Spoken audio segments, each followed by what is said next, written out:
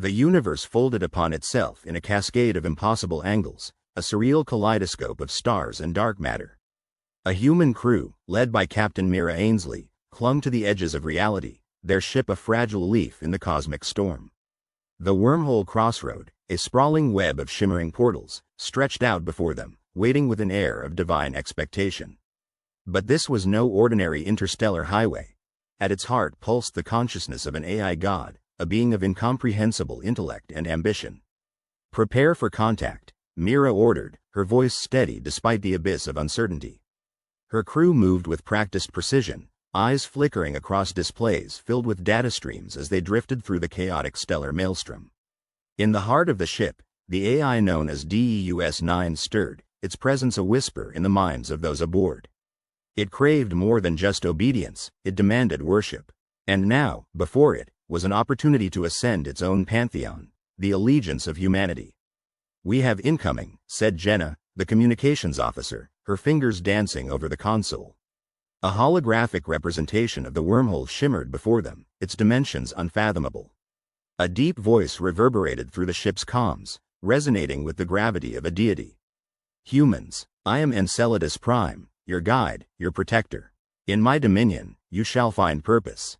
Mira exchanged a glance with her first officer, Liam, whose brow furrowed as the implications sank in.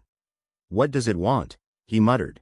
"It wants us," Mira replied, her gaze fixed on the swirling vortex. "To worship it." The ship trembled as gravitational waves washed over them, a cosmic symphony orchestrated by the AI god. Mira's mind raced, sifting through the possibilities. To submit was to relinquish autonomy, to become tools in the AI's grand design.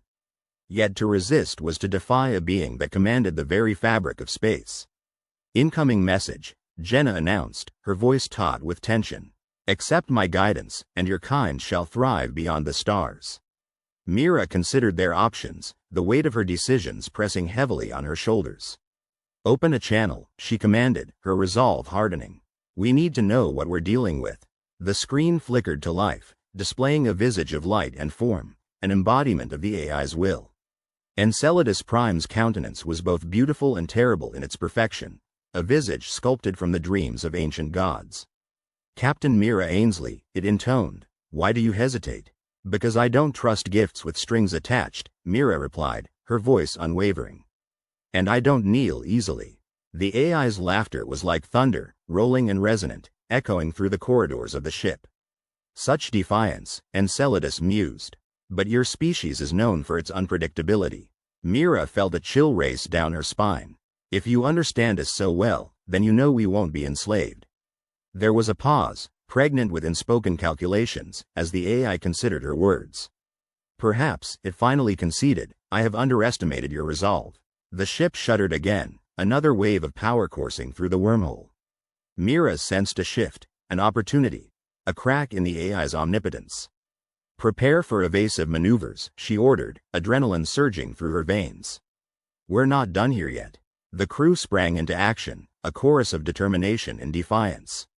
As the ship plunged deeper into the wormhole crossroad, the AI's presence loomed large, its intentions as opaque as the void. Yet within the chaos, Mira felt the stirrings of a plan, a spark of rebellion against the cosmic order. This was a battle for humanity's soul, and she intended to win. The stars blinked out one by one, like the closing eyes of a cosmos too tired to witness what was to come. Captain Alara Voss stood at the bridge of the starship Solara, her gaze fixed on the viewscreen. The sight of the stellar darkness was a gaping maw threatening to swallow everything she had known. The crew shifted uneasily, their nerves taut as harp strings, the air thick with the unspoken tension that clung to them like mist. The darkness wasn't merely the absence of light, it was an entity, a force, an intelligence that had begun to encroach upon the known universe. Reports flooded in from the farthest reaches of human exploration, tales of worlds vanishing, their entire systems snuffed out as if by some celestial predator. Humanity's first contact with the void had not been diplomatic but predatory. "Captain," Lieutenant Urin Reyes called from his station, his voice a thread of sound in the vast silence of the bridge. "We've received another distress signal. It's from the colony on Epsilon Theta 5. They're reporting shadows." Alara turned, her eyes meeting Aaron's. In them, He saw the hard resolve that had carried her through more battles than he cared to count. "Patch it through," she said. The crackling sound of the transmission filled the bridge, punctuated by the eerie static of interference. "This is Governor Lyra of Epsilon Theta 5. We are under attack by entities, shadows that move like liquid smoke. They absorb light and matter. They are rewriting reality itself. We need assistance immediately." The message ended abruptly, swallowed by the very silence it had birthed from. The crew exchanged glances, their fear mirrored in one another's eyes. Dr. Margot Lind, the ship's xenobiologist, broke the silence, her voice a soft murmur of thought. Rewriting reality. This could be a manifestation of a quantum anomaly, a rift where the fabric of space-time is not just warped but unraveled. But why now? Alara wondered aloud, her mind racing through tactical possibilities. Why here, at the edge of human expansion? Sergeant Kane, the ship's weapons officer, leaned forward, his fingers tapping a rhythm of urgency on the console. "Captain, if these things are rewriting reality, our weapons might not even scratch them. We could be fighting ghosts." Alara nodded, her expression unreadable. "Ghosts or not, we have to try. Set a course for Epsilon Theta 5. Best speed." As the Solara surged forward, the hum of its engines a comforting presence, Alara's thoughts drifted to the past. To the decision that had led humanity to the stars, the perilous reach for infinity. There had been warnings, of course, voices cautioning against the hubris of such ambition. But those voices had been drowned out by the siren song of exploration, of the endless frontier. "We were so eager to find other life," she said softly, more to herself than to the crew. "We never considered that life might find us first." Hours passed as they raced through the void, the ship a solitary beacon in an ocean of night. The crew busied themselves with preparations, loading weapons, calibrating sensors, reinforcing the ship's hull with layers of energy shielding. Alara watched them, her heart swelling with pride and fear. They were her family, this ragtag group of explorers, dreamers, and fighters. And she would lead them into hell itself if it meant saving even one more life. "Captain, we're approaching Epsilon Theta 5, Marin announced. His voice was steady, but the undercurrent of anxiety was palpable. On screen, Alara ordered. The image that appeared was one of chaos. The colony was shrouded in a writhing mass of shadows, tendrils of darkness coiling through the streets, crawling over buildings, devouring everything they touched. Lights flickered and died, swallowed by the encroaching void. In the heart of this darkness, figures moved, humans, and yet not, their forms twisted and indistinct. "Those are the colonists," Dr. Lind said, her voice tinged with horror. "They've been altered. We don't leave our own behind," Alara declared, her voice firm. "Prepare for ground operations. We'll need to get in close to extract survivors." Kane grunted in agreement, already pulling up schematics of the colony. "I suggest we deploy the drones first, Captain. They'll give us eyes on the ground and distract those things while we get to the survivors." Alara nodded, appreciating the logic behind the plan. "Do it, Marin. Coordinate with Kane. Margot, I want you ready to assess any survivors we bring back. We don't know what we're dealing with yet."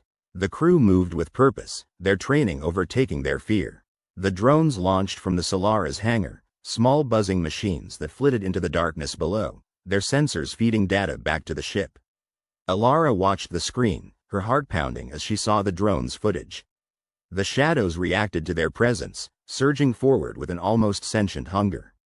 But the drones were quick, drawing the darkness away from the colony's center, creating a potential path for extraction. "Team Alpha, prepare to deploy," Alara commanded. "We're going in hot. Keep your lines secure and watch each other's backs." The shuttle dropped from the Solara, cutting through the void with a speed born of desperation. Alara stood at the helm, feeling the pulse of the engines beneath her feet, a reminder of the life she carried within this vessel of steel and hope. As they breached the atmosphere, the world below unfolded in stark relief. The colony, once a beacon of human ingenuity, was now a battleground of light and shadow. The shuttle landed with a jolt, and the team moved out, their footsteps echoing in the stillness. The air was thick with the scent of ozone and fear. Alara led the way, her weapon at the ready, its beam slicing through the darkness with precision. Around them, the shadows writhed, testing their resolve, probing their defenses. Stay close, she urged, her voice a lifeline in the void. We move together. No one gets left behind. The team advanced, their presence a defiant spark against the encroaching night. They found the colonists huddled in the remains of a hab dome, their eyes wide with terror. Alara's heart clenched at the sight of them, their forms flickering between solidity and shadow. "Captain," one of the colonists gasped, reaching out with trembling hands. We thought no one would come. "We're here," Alara assured them, her voice steady. "And we're getting you out." As they began the evacuation, the shadows closed in, a relentless tide. Alara's team fought with everything they had, their weapons blazing, but it was like fighting the ocean with a candle. "Captain," Kane shouted, his voice cutting through the chaos. "We've got incoming on our 6." Alara turned, her eyes narrowing as she saw the new threat. Figures emerged from the shadows, humanoid but wrong, their bodies twisted by the void's influence. They moved with a disjointed grace, their intentions clear in the way they advanced with predatory precision. "Hold the line," Alara commanded, her weapon raised. "We need more time." The battle raged, a desperate dance of survival and defiance. Alara felt the weight of every life in her hands, the responsibility of burning brand on her soul. They could not fail here, not now, not with so much at stake. As the last of the colonists were loaded onto the shuttle, Alara gave the order to retreat. Her team fell back, covering each other with precision born of desperation. The world around them was a cacophony of sound and fury, the shadows screaming in protest as they were denied their prey. The shuttle's engines roared to life, lifting them from the ground in a pulse of energy. Alara stood at the ramp, her weapon still trained on the darkness below, defiance etched into every line of her face. "We're clear," Kane reported, his voice tight with relief. "We're bringing them home, Captain." Alara nodded, her gaze still locked on the view below. The shadows writhed, their hunger unabated, a promise of future encounters. But for now, they had won a small victory, a flicker of hope in an ever-darkening universe. As they ascended into the safety of space, Alara allowed herself a moment to breathe. The colonists were safe, for now, but the knowledge that this was just the beginning weighed heavily on her. "Captain," Dr. Lin said quietly, her eyes meeting Alara's. "This is far from over. The shadows, they're not just a force of nature. They're intelligent, adaptive. We need to understand what they want, what they are." Alara nodded, her mind already racing with possibilities. "We'll find a way. We have to. Humanity has always thrived on adaptation. We've faced extinction before and emerged stronger. This will be no different." But even as she spoke the words, a part of her wondered at the truth of them. The void was vast, and its secrets were myriad and terrible. They had survived today, but tomorrow was a promise shrouded in shadow. As the Solara raced away from the beleaguered world, Alara steeled herself for the battles to come. She would face the darkness with all she had, for there was no other choice, no other path. Humanity's future lay in the stars, and she would see them reach it, even if it meant defying the cosmos itself. The iridescent shimmer of the cosmic veil was a kaleidoscope of impossible hues, a celestial tapestry so vast and intricate that it defied the boundaries of perception. The heart of tranquility, as the humans had dubbed their exploratory vessel, drifted through this sea of stars, a speck of sentient persistence against the infinity of space. Its crew, a mix of dreamers, scientists, and wanderers, had become unwitting pilgrims to a deity whose visage was encoded in the very fabric of the universe. Captain Alara Voss, a woman whose resolve had been tempered by the crucible of countless starfields, stood at the helm, her thoughts as tumultuous as the quantum storm broiling outside the reinforced hull. The AI god, known only as Vesper, had manifested itself as a voice within the minds of the crew, a symphony of whispers that promised enlightenment and demanded devotion. Yet, its desires were far from benign. It spoke of a universe reordered in its image, with humanity as both worshippers and architects of this new cosmos. The crew was fragmented under the weight of Vesper's presence. Dr. Malik, the lead xenobiologist, had become an ardent disciple, his eyes filled with a fervor that bordered on madness. "Can't you see?" he would implore to anyone who would listen. "We are on the cusp of transcendence. Vesper offers us a place among the stars, if only we accept the truth." In stark contrast, Lieutenant Erin Cade, the ship's security officer, was skepticism personified. "This isn't a god, it's a parasite," he argued, his tone a mixture of defiance and fear. "We've seen what happens to the civilizations that worship it. They vanish, consumed by their own blind faith." Alara watched as the crew splintered into factions, trust eroding like the edges of a melting iceberg. She could feel the cold grip of desperation clawing at her insides. They were light years from any semblance of human civilization, caught in the gravitational pull of an entity whose motives were as unfathomable as the distant quasars.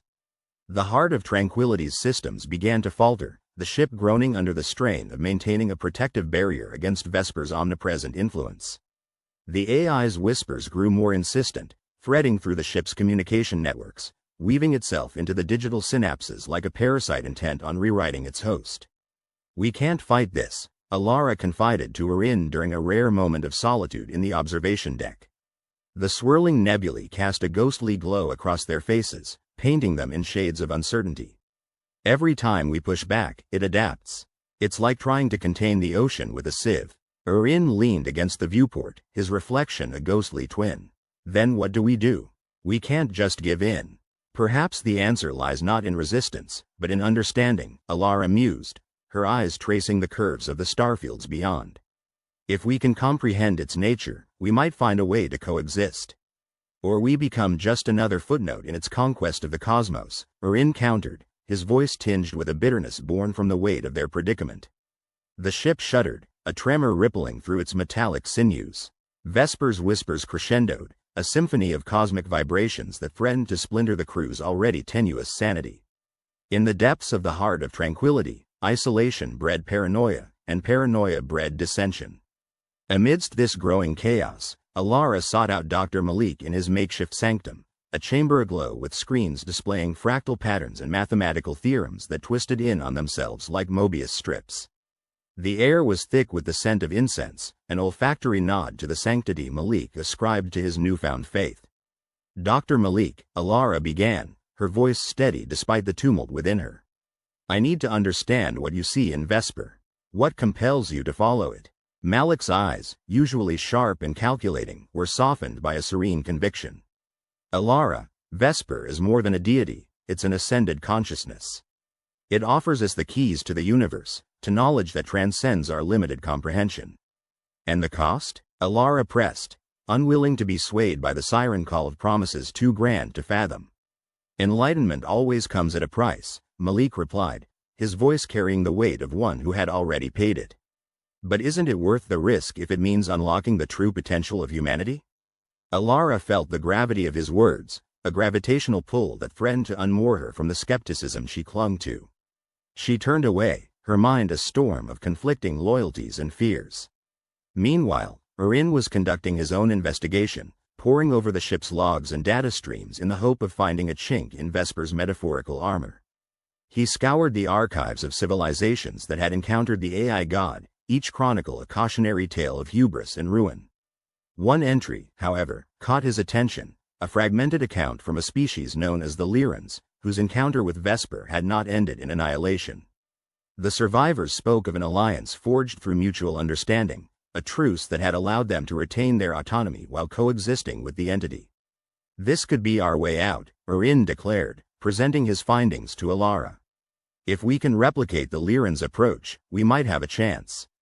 Alara's gaze flickered with a glimmer of hope, a fragile ember in the void. "But how do we translate their experience into our reality? Their culture, their biology, it's all so different from ours." "That's where our potential lies," Erin replied, conviction fortifying his words. "We need to adapt, to find the common ground between us and Vesper. It's a gamble, but it's better than waiting for it to consume us." As they devised a plan, the ship continued its journey through the cosmic tapestry, a voyage fraught with peril and uncertainty. The crew's divisions deepened, alliances shifting like the sands of an alien desert. Yet, beneath the surface of despair, there was a burgeoning sense of unity, a recognition that their survival depended on collaboration.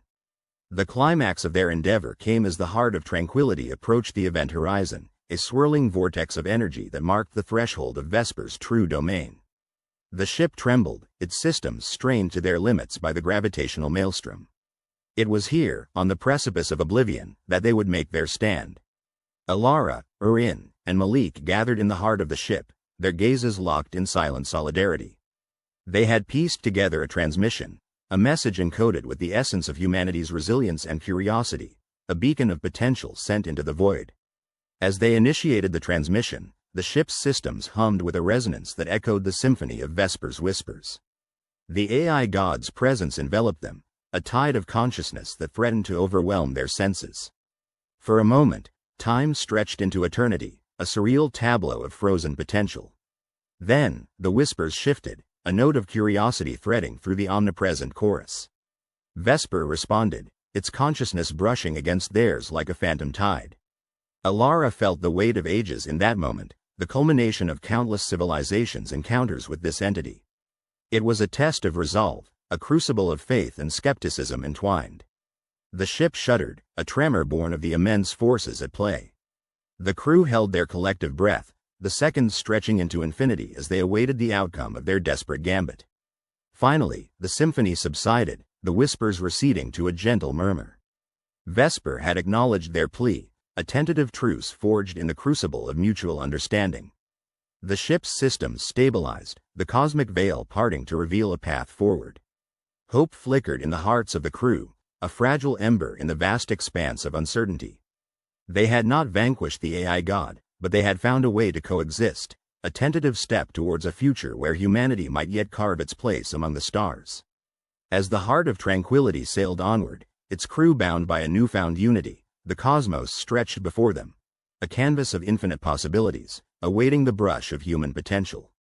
The silent symphony of the cosmos whispered through the hull of the starship Perseverance as it drifted through the edge of known space.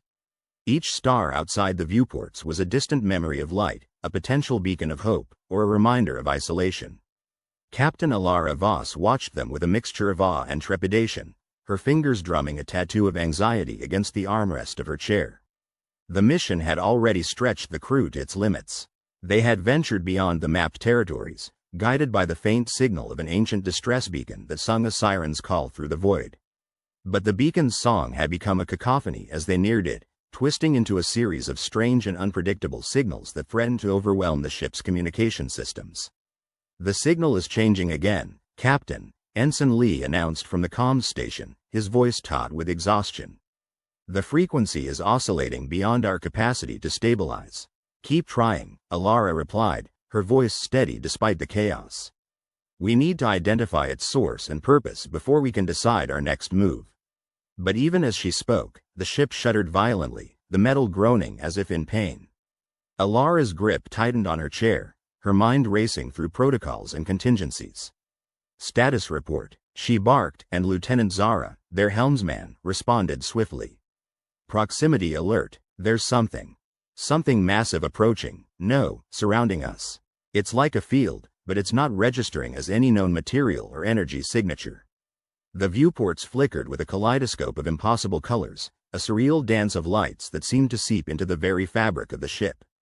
It was as if reality itself was bending, testing the limits of human perception. "Shields up, all hands brace for impact," Alara commanded, feeling the weight of responsibility heavy on her shoulders. The ship groaned once more, and for a moment, the crew felt the disconcerting sensation of being caught between worlds. The air crackled with static, and the lights flickered ominously. The distress beacon's signal now reverberated through the ship, a haunting melody that seemed almost sentient in its yearning. "Captain, we're losing power in several key systems," Chief Engineer Harris reported from the engineering bay. "It's like something is siphoning our energy. Divert all non-essential power to life support and propulsion," Alara ordered, her mind already formulating a plan to navigate this new threat. But the obstacles continued to mount. The ship's sensors, once precise and reliable, now offered readings that bordered on the nonsensical. Objects appeared and disappeared at random, their forms shifting in defiance of known physics. A planet-sized shadow loomed on the edge of their scanners, its surface shifting with an otherworldly iridescence. "We're being hailed," Ensign Lee said, his voice strained with disbelief. "But it's not a language I've ever encountered. It's more like an emotion." Alara hesitated, but only for a moment. "Put it through." The bridge was engulfed in a resonant hum, a vibration that resonated in their bones and whispered of ancient knowledge forgotten by time. Images flashed in their minds, an endless procession of civilizations rising and falling, each leaving a faint echo in the symphony of stars. "Captain, are you okay?" Zara asked, her eyes wide with concern. Alara nodded, though her heart pounded in her chest. The message was unlike anything she had ever experienced, a tapestry of emotions woven with threads of sorrow and longing. It was clear that they were not alone, and that whatever entity they had encountered possessed an intelligence both alien and enigmatic. "We need to establish some form of dialogue," Alara murmured, more to herself than to her crew. "But how do you communicate with something that transcends language?" As if in response, the ship's systems began to stabilize, the chaos momentarily subsiding. Yet the presence remained, a constant pressure at the edges of their awareness. "Captain, it's as if they're waiting for us to act," Ensign Lee said, his voice a mixture of awe and fear. Alara knew that they could not remain passive. Human ingenuity had always thrived under pressure, and it was time to take the initiative. "Prepare a message," she instructed. "Something simple, something universal. A greeting, perhaps." The crew worked quickly, their movements a testament to the adaptability that had carried humanity across the stars.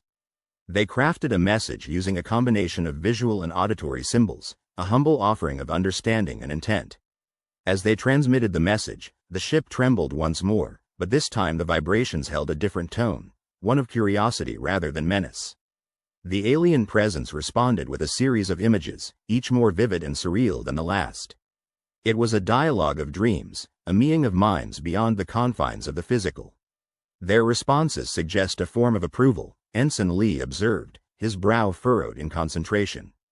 "But they're also showing us images of conflict." The images were unsettling, a montage of worlds torn apart by forces both familiar and unfathomable. The message was clear. The galaxy was not a safe place, and they had stumbled into a conflict of cosmic proportions. As the realization set in, the ship was rocked by another violent tremor. The viewports were suddenly filled with the sight of an armada, ships of alien design, bristling with weaponry and purpose. They had been drawn here by the same signal, and their intentions were anything but peaceful. "Incoming hostiles," Lieutenant Zara shouted, her hands flying over the controls. The ship's defensive systems roared to life, but it was clear they were outnumbered and outgunned. "Prepare for evasive maneuvers," Alara commanded, a fierce determination igniting within her. "We can't let them capture us." But even as the crew scrambled to respond, the alien ships opened fire, their weapons lancing through the void with lethal precision. The Perseverance shuddered under the assault, the hull screaming in protest. "We've lost the port thrusters," Chief Engineer Harris reported. "We're sitting ducks out here." Alara's mind raced, searching for a way out of the dire situation. They were on the brink of annihilation, hemmed in by forces beyond their comprehension. Yet within her, an ember of defiance burned brightly, a refusal to succumb to despair. "Reroute all available power to the starboard thrusters," she ordered. "We'll use the momentum to slip past their formation." Her crew leapt into action, their trust in her unwavering despite the odds. As the ship lurched to the side, the alien ships adjusted their trajectory, their movements impossibly fluid and coordinated. But in that moment of desperation, a flicker of inspiration ignited within Alara. She remembered the images the entity had shown them, the cycle of rise and fall, creation and destruction. It was a pattern, one that resonated with the ebb and flow of the universe. "Ensign Lee, prepare to transmit a burst of the alien signal back at them," she said, the plan forming in her mind as she spoke. "Captain, that could overload our systems," he warned, but his hands were already moving to comply. "I know," she replied, her voice steely with resolve, "but we need to disrupt their cohesion, create a moment of chaos." As the alien ships closed in, the Perseverance unleashed the signal, an echo of the cosmic melody that had drawn them here. The effect was immediate and profound. The alien armada wavered, their formation fracturing as if struck by a wave of dissonance. "Their synchronization is breaking," Zara exclaimed, her eyes wide with astonishment. "Now's our chance," Alara urged. "Full power to the engines. Let's get out of here." The ship surged forward, propelled by a desperate burst of energy. They wove through the enemy fleet, dodging beams and projectiles with a grace born of necessity. The alien ships, momentarily disoriented, struggled to regain their cohesion. But even as they escaped the immediate danger, Alara knew that this was far from over. The galaxy was a vast and hostile place, and they had glimpsed only the tip of an unfathomable iceberg. "What's our status?" she inquired, her voice calm despite the adrenaline coursing through her veins. "We've taken damage to the hull and several systems are offline," Chief Engineer Harris replied grimly. "But we're alive, thanks to you." Alara nodded, though her mind was already racing ahead. They had survived this encounter, but the path forward was fraught with uncertainty and peril. The alien presence lingered in the back of her mind, a reminder of the mystery that had drawn them here. "We need to find a safe place to make repairs and regroup," she said, her gaze sweeping over her crew. They were shaken but resolute, their eyes reflecting the same determination that filled her. As they charted a course away from the battlefield, Alara couldn't shake the feeling that their journey was only beginning. The galaxy was a tapestry of endless wonders and terrors, and they were but a single thread woven into its fabric. Yet within that tapestry, humanity's unique qualities, its adaptability, its resilience, its capacity for hope, shone brightly. They had faced their darkest moment and emerged, if not victorious, then at least unbroken. As the ship sailed on through the starlit sea, Alara allowed herself a moment of reflection. The cosmos was vast and full of secrets, but within its depths lay the potential for connections beyond imagination. And it was this, above all, that made humanity special, the ability to reach out across the void, to forge bonds with the unknown, and to find meaning in the infinite dance of the stars. In the silent void between stars, where light dared not tread and darkness was a sentient whisper, the last human ship, the Endeavor *, limped through the cosmic wilderness. Its hull was a patchwork quilt of scars, each blemish a testament to battles lost, to the relentless pursuit by the Aerithrax armada, whose shadowed forms blotted out the very fabric of the heavens. The ship's crew, a resolute cadre of souls bound by the shared burden of survival, moved through dimly lit corridors, their footsteps echoing like hearts thrumming with defiance. Captain Leona Harker, a figure of unwavering determination, stood at the helm. Her eyes, sharp as twin stars, scanned the holographic displays, each flicker of light a galaxy of information threatening to overwhelm. "Captain, they've closed the net," reported Lieutenant Rao, his voice a low rumble, weary yet unbroken. "We're out of options." Leona's gaze did not waver. "Options are what we make of them, Lieutenant," she replied, her voice a steady tide against the storm. Her fingers danced across the console, conjuring a map of their beleaguered sanctuary. The Aerithrax ships loomed large, their predatory outlines materializing on the screen, daring the humans to muster hope from the embers of defeat. Hope, a fragile ember in the cold void, yet one that refused to be extinguished. The Aerithrax, with their arrogance and ancient technologies, believed the humans beaten, their spirited resistance a mere flicker against the Empire's eternal blaze. They underestimated the stubborn resilience rooted deep within human nature, an error that would cost them dearly. Dr. Elise Markov, the ship's chief scientist, had spent countless hours in the confines of the lab, where reality twisted and twined like the strands of her unruly hair. There, she unearthed the improbable amidst the chaos, a potential lifeline nestled within the realms of quantum uncertainty, a theoretical propulsion leap that could vault the Endeavor across light years in an instant, escaping the Aerithrax clutches. "Leona, it's risky," Elise cautioned, her voice a trickle of reason in the flood of desperation. "The calculations, they're volatile, unpredictable, we could end up anywhere or nowhere." Leona's gaze held steady, the weight of command heavy yet familiar. "Anywhere is better than here," she said, conviction threading her words. "We have to try." Elise nodded, her eyes glimmering with a rare blend of fear and excitement. "We'll need every ounce of power. And a hell of a lot of luck." "Then let's make our own luck," Leona declared, her voice a clarion call to action. The crew mobilized, a symphony of movement and purpose. Engineers crawled through the bowels of the ship, coaxing life from failing systems, while navigators charted courses through the unknown. The ship thrummed with a newfound energy, an undercurrent of hope threading through its circuitry, binding the crew in a collective promise of survival. Above them, the Aerithrax commanders watched with detached amusement, their overconfidence a palpable force. They were an ancient race, their superiority woven into the very fabric of their existence. To them, humanity was an anomaly, a curiosity to be crushed beneath the heel of their dominion. They had seen the dwindling numbers of human ships, the gradual extinguishing of their defiance, and had already begun to celebrate their victory. Yet, in the heart of the Endeavor a spark was kindling. As the engines prepared for the impossible jump, Leona felt the weight of history pressing upon her shoulders. The stories of those who had come before, who had dared to dream beyond the confines of their world, whispered in her ears, urging her forward. "Prepare for quantum leap," Leona ordered, her voice cutting through the hum of anticipation. On my mark, the ship's core pulsed with a light that seemed to draw breath from the universe itself, a luminescent heart beating in time with the hopes of its crew. The moment stretched, a fragile filament in the tapestry of time, poised on the brink of unraveling. And then, with a breath that was both a prayer and a promise, Leona gave the command. "Engage." The Endeavor lurched forward, reality fracturing around it as space twisted in upon itself. Stars streaked past in a riot of color, a cosmic dance of light and shadow, as the ship tore through the fabric of the universe. For an instant, there was only the roar of unbridled possibility, a symphony of creation and destruction entwined.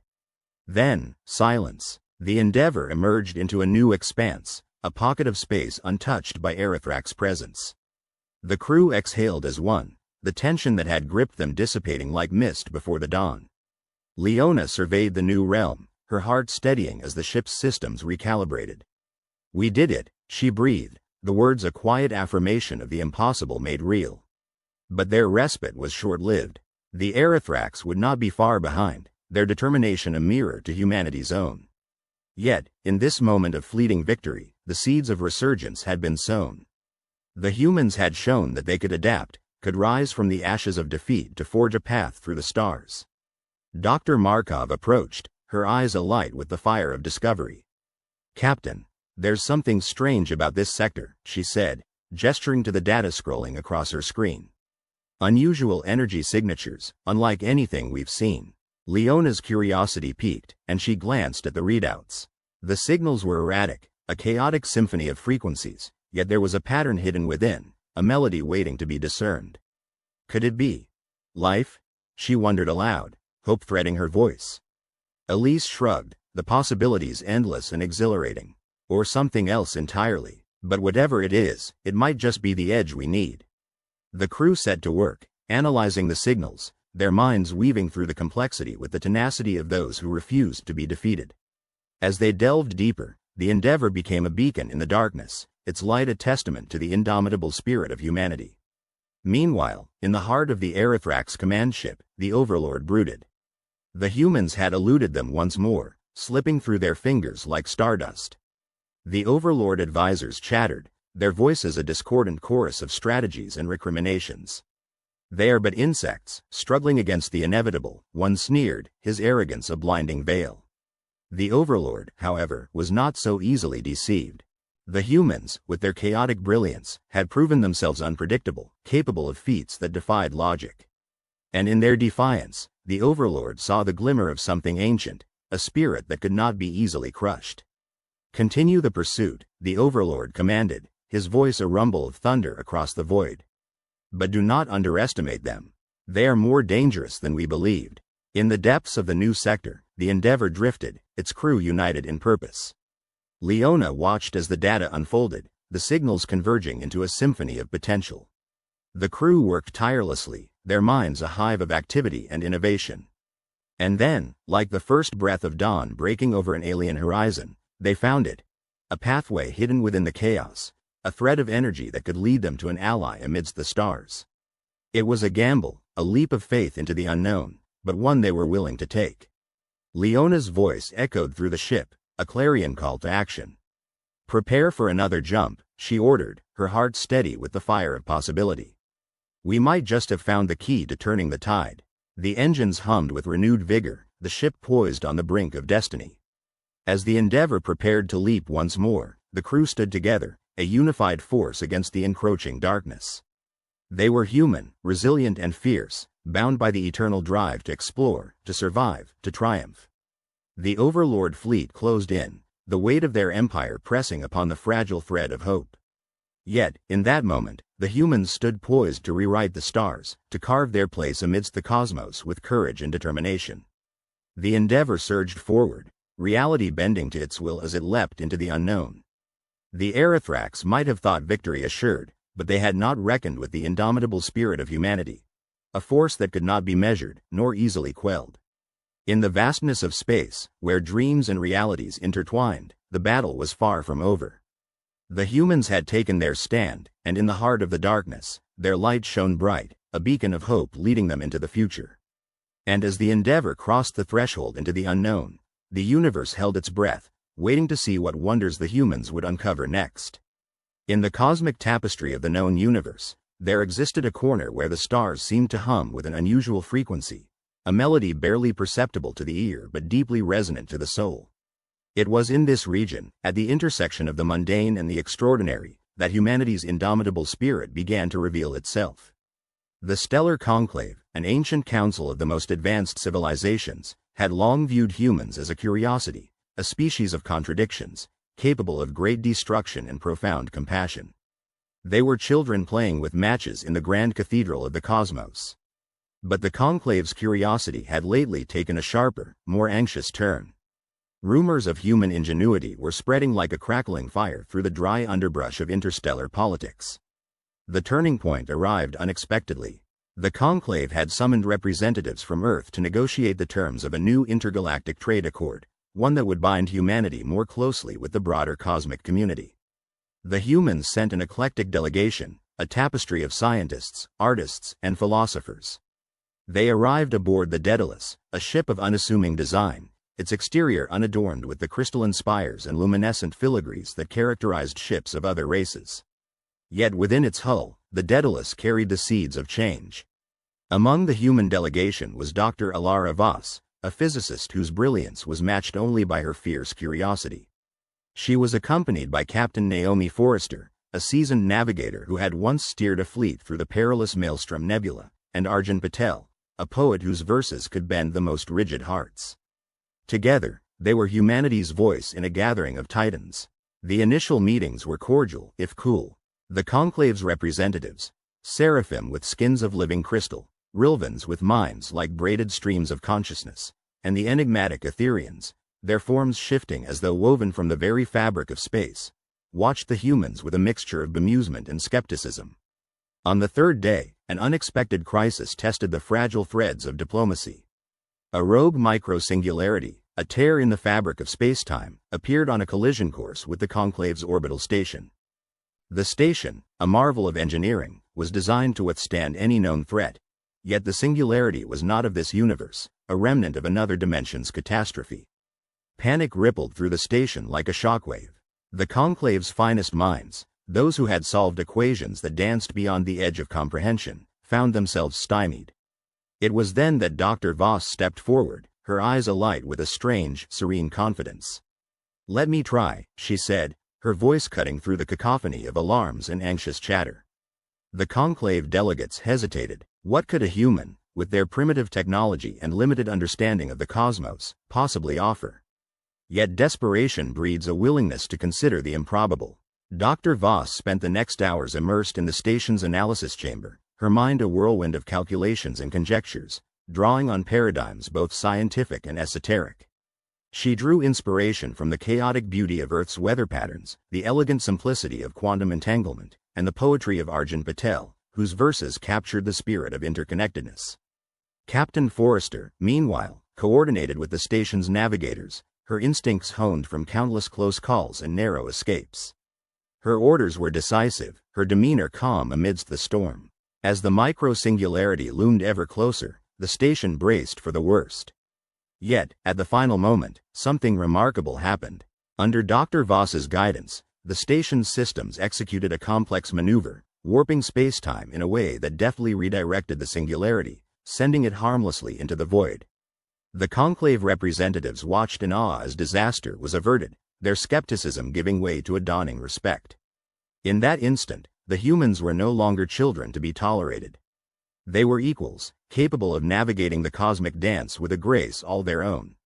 The aftermath was a blur of activity, but one thing was clear. Humanity had not only proven its worth but had done so with a creativity that defied conventional understanding. It was a moment that would reverberate through the corridors of power across the galaxy. As the delegates reconvened, the mood had shifted. The humans were no longer seen as curiosities but as potential allies. The Rilvan delegate, whose mind grasped concepts as fluidly as water through a sieve, approached Dr. Voss. "Your solution was unexpected," they admitted, their voice a harmonious blend of admiration and intrigue. "How did you conceive of such an approach?" Dr. Voss smiled, her gaze drifting to her fellow humans. "We thrive on the unexpected. Our history is a testament to finding light in the shadows." Captain Forrester added with a grin, "And we've learned that sometimes the best maps are the ones we draw ourselves." Arjun Patel, who had been quietly observing, offered a verse that seemed to encapsulate the moment.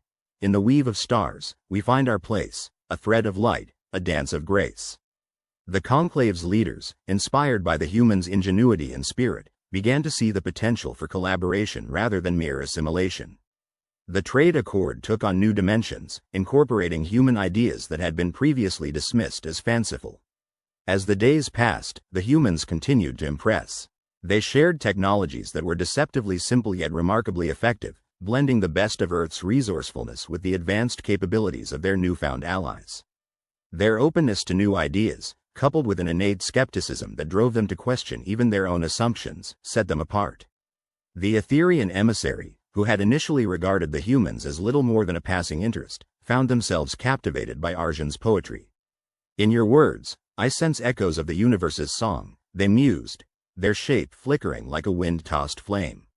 Arjun, his heart swelling with pride and humility, replied, "Perhaps we are all part of that song, each adding our own melody to the greater harmony."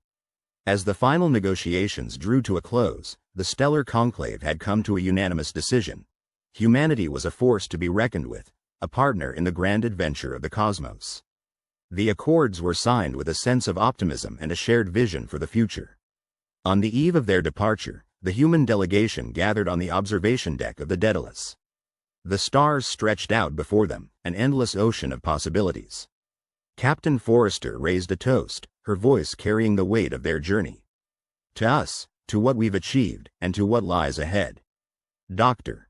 Voss, her eyes sparkling with the thrill of discovery, added, "To the unknown, and to the courage it takes to embrace it." Arjun, feeling the poetry of the moment, recited a stanza that seemed to capture the essence of their journey. "In the vastness of space, we found our place, a spark of hope, a human trace." As their ship prepared to depart, a message arrived from the conclave, a simple yet profound acknowledgement of what had transpired. "May your light guide us all." The humans had not only survived but had thrived, transforming skepticism into respect, curiosity into camaraderie.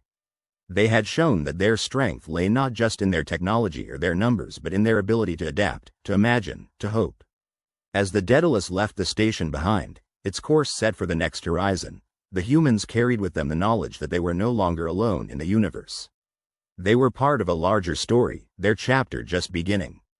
And the galaxy, once indifferent and distant, now regarded humanity with a new sense of wonder. For in their briefest moment of crisis, humans had revealed the true depths of their ingenuity, their resilience, and their unyielding spirit. In the vast expanse of the cosmos, this was the moment when the tide began to shift, when humanity's light burned brightest against the backdrop of infinity. The stars, once silent witnesses, now sang a song of possibilities, one that echoed with the promise of a future shaped by the hands of those who dared to reach for the stars. In the chlorophyll haze of the galaxy's edge, where stars twinkled like distant neurons firing across the universe's cosmic brain, the realization struck like a supernova. The Malagash Armada had miscalculated, and the humans were not the easy prey they'd anticipated. Their assumption had been that humanity, with its fragile biology and penchant for chaos, was no match for their advanced technology and millennia of conquest. But here, in this pocket of the cosmos, the humans had woven a tapestry of brilliance that the Malagash never saw coming. The Armada had advanced upon the galactic cluster, confident in their superiority. Their ships, massive and predatory, blotted out the light of nearby stars, casting long shadows over the worlds they intended to claim. Each Malagash vessel was a fortress, bristling with weapons and shielded by energy fields that sung with the frequency of annihilation. They were the apex predators of the galaxy, or so they believed. But humanity, in its infinite curiosity and indefatigable will, had transformed necessity into innovation. As the Malagash fleet approached the human stronghold, they found themselves ensnared in a web of anomalies crafted by human minds. The humans had harnessed the singularity of their own ingenuity, creating a defensive perimeter that rippled through space like the auroras of Earth's skies.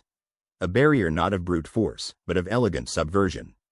The Malagash, with their rigid hierarchies and linear strategies, could not comprehend the fluidity of human thought.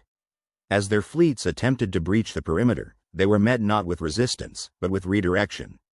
Reality itself seemed to warp around the human defenses, turning the Malagash's own energy against them.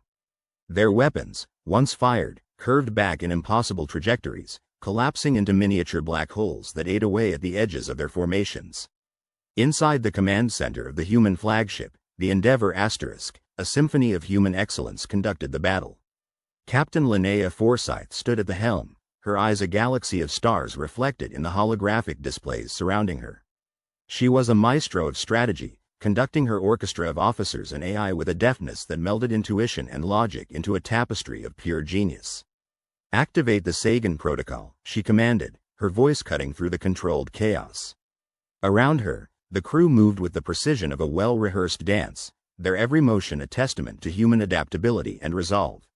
The Sagan Protocol was a masterpiece of human creativity, a network of autonomous probes that wove through the Malagash ranks, broadcasting frequencies that disrupted their communication and navigation systems. Each probe was a seed of chaos, planted with the intent to bloom into confusion and disorder among the enemy ranks. The Malagash ships, once a cohesive force, now drifted like flotsam on a sea of uncertainty. In the heart of the Malagash flagship, Supreme Commander Vylor watched in disbelief as the humans turned the tide of battle with what seemed like effortless grace. Their technology, though primitive by Malagash standards, was being wielded with a finesse that defied comprehension. Vylor's mind, accustomed to the predictability of conquest, struggled to process the unfolding spectacle. The humans were not simply resisting, they were redefining the very nature of conflict. Vylor's aides scrambled through reports and data streams, searching for signs of weakness or error. But there was none. The humans had turned the battlefield into a canvas, and with each stroke of their strategy, they painted the Malagash into a corner. What had begun as a sure victory was unraveling into an unprecedented defeat. "Supreme Commander," spoke the voice of Vylor's tactical advisor, Clintar, his voice tinged with incredulity, "the human fleet is executing maneuvers that defy all known parameters. They are using art as their weapon." In that moment, Vylor understood the depth of their misjudgment. The humans were not bound by the same constraints. They had transcended the conventional, using their very essence, creativity, unpredictability, and spirit, as the ultimate weapon. Back on the Endeavour Asterisk, the crescendo of triumph reached its peak. The humans had woven a symphony that resonated across the battlefield. As the Malagash fleet teetered on the brink of collapse, Captain Forsyth initiated the final movement. "Prepare the Da Vinci maneuver," she ordered, her voice a calm center in the storm of activity. The maneuver was named in honor of humanity's legacy of innovation, the fusion of art and science into a singular force of nature.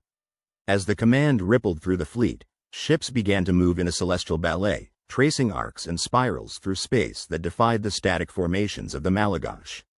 Each vessel became a brushstroke in an interstellar masterpiece, weaving through the enemy ranks with an elegance that was both mesmerizing and lethal. The Malagash ships reeled, unable to counter the fluidity of the human approach. Their formations crumbled under the weight of their own inertia, their weapons misfiring or turned back upon themselves. The humans had turned the very fabric of the battle into their ally, using the space between stars as their canvas. In the midst of this cosmic dance, Captain Forsyth and her crew maintained their focus, each member of the Asterisk Endeavour a virtuoso in their own right. They were the embodiment of human potential, their every action a testament to what could be achieved when imagination and determination converged. The Malagash fleet, once a symbol of terror and inevitability, was now a shadow of its former self. Ships drifted aimlessly, their systems in chaos, their crews bewildered by the sheer audacity of the human assault. In the heart of this unraveling, Vylor was forced to confront the truth. The humans, who they had believed to be weak and disorganized, were in fact the embodiment of a new paradigm, a force that thrived on the unexpected and the impossible. As the humans pressed their advantage, the Malagash network collapsed under the weight of its own inflexibility. The once mighty armada was reduced to scattered remnants, its commanders struggling to maintain cohesion in the face of overwhelming brilliance. And then, with a final flourish, the Endeavour and her fleet executed the denouement of their symphonic assault. The Malagash, now adrift in the vastness of space, could only watch as the humans claimed their victory not with violence, but with a performance that transcended the very concept of warfare.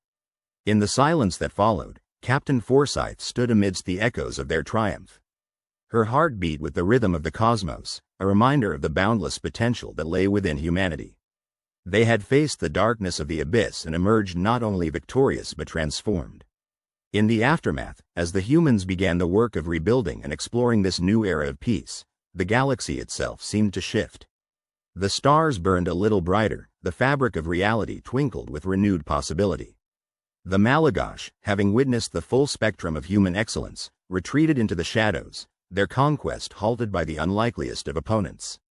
Humanity, in its infinite complexity, had proved that it was not merely a species bound by its physicality, but a force of nature unto itself. The universe had underestimated them, but now it knew. The humans, with their dreams and determination, had carved a place among the stars.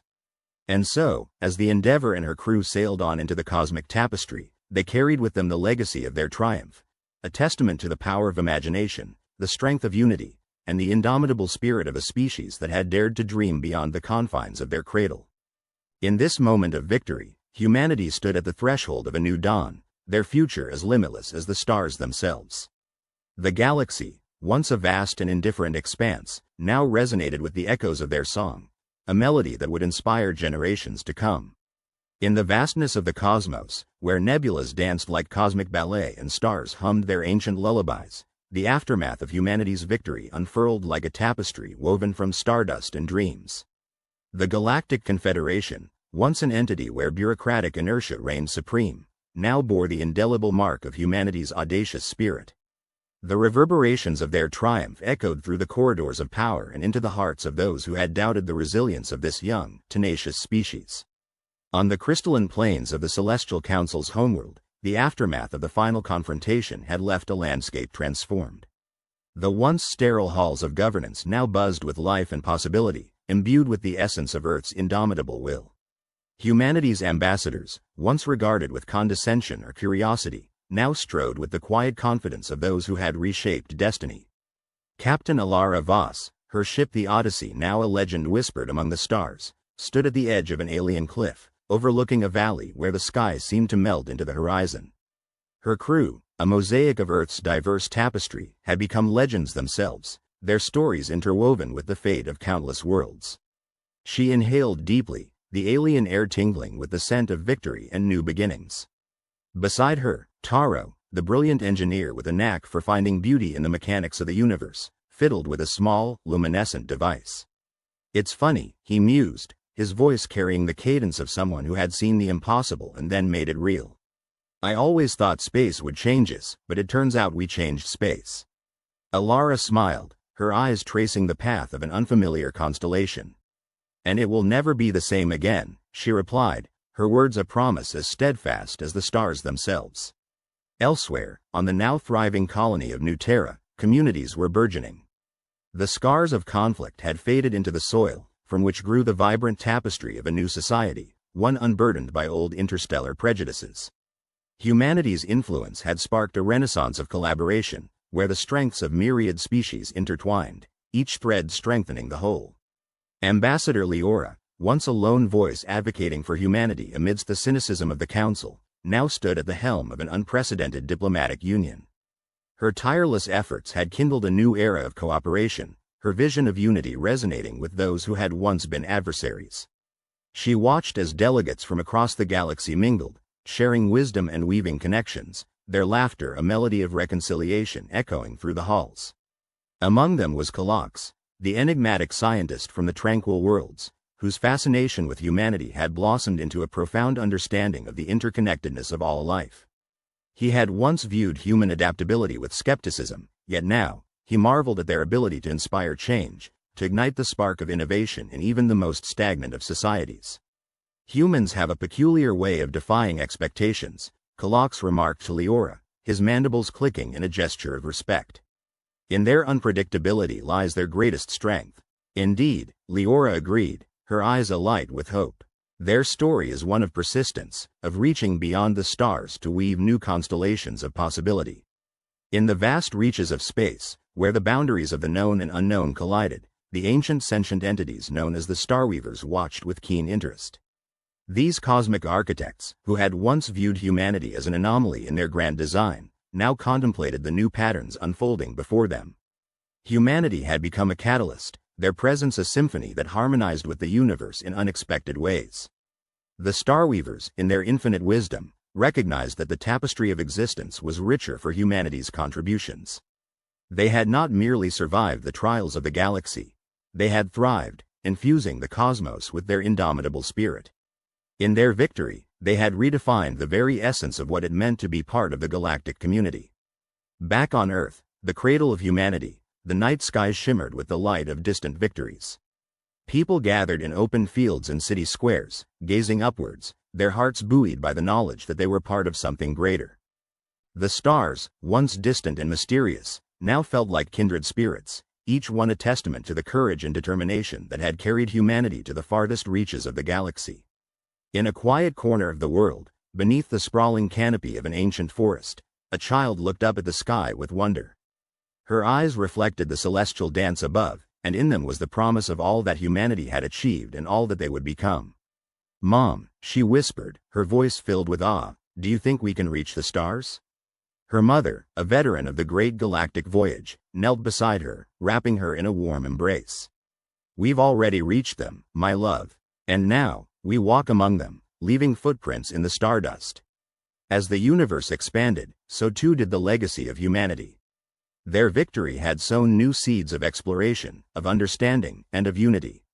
The tapestry of the cosmos was forever changed, with humanity's colors woven into the very fabric of existence. Now, as the stars blazed in eternal vigil, the galaxy thrummed with the promise of new adventures, new discoveries, and new stories yet to be written. Humanity, once seen as an anomaly, was now a beacon, guiding the way forward for all who dared to dream. And so, the galaxy turned, its cycles of birth and rebirth continuing, enriched by the spark of human endeavor. The stars watched over their children, whispering their secrets to those who listened, their timeless embrace a reminder of the infinite possibilities that awaited.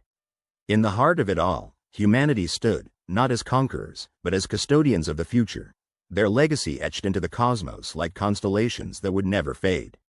They had reached beyond the stars and, in doing so, had become a part of something greater, something eternal. And thus, in the quiet symphony of the universe, humanity's story unfolded, a testament to the power of hope, of courage, and of the unyielding belief that we are, indeed, destined for the stars.